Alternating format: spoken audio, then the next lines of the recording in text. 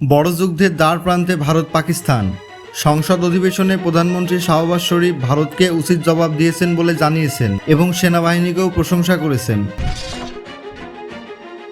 এবার লাহোরে ভারতীয় ড্রোন হামলা।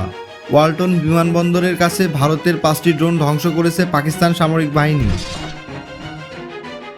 পাকিস্তানের আকাশে ভারতের অপারেশন সিন্দুর 1 ঘন্টার শ্বাসরুদ্ধকর অভিযানে ভারতের 75 যুদ্ধবিমান ও পাকিস্তানের 125 যুদ্ধবিমানের লড়াইয়ে ভারতের 5 যুদ্ধবিমান ধ্বংস, পরে পালিয়ে যায় ভারত।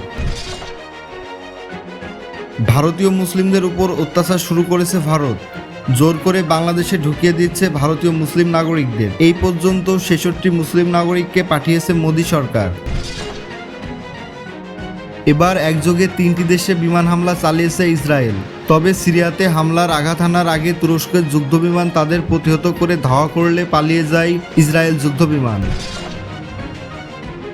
পারমাণবিক চুক্তি ইস্যুর মধ্যেই এবার নতুন যুদ্ধজাহাজ প্রকাশিত করল ইরান নৌবাহিনী, যার সাহায্যে অন্য দেশে ছোড়া মিসাইল মুহূর্তেই ধ্বংস করতে পারবে যুদ্ধজাহাজটি। পাকিস্তানের 9টি স্থানে হামলার পর এবার রাজস্থান ও পাঞ্জাব সীমান্তে রেড অ্যালার্ট জারি করেছে ভারত। সীমান্ত এলাকায় গ্রামগুলো থেকে সরিয়ে নেওয়া হচ্ছে মানুষ।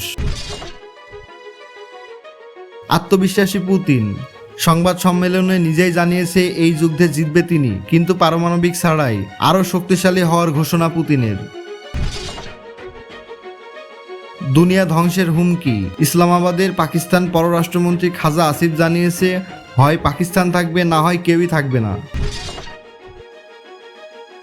পাকিস্তানি হামলায় $950 মিলিয়ন লোকসান ভারতের। পাকিস্তানের হামলায় 5 যুদ্ধবিমান ও 1 ড্রোন হারিয়েছে নয়াদিল্লি।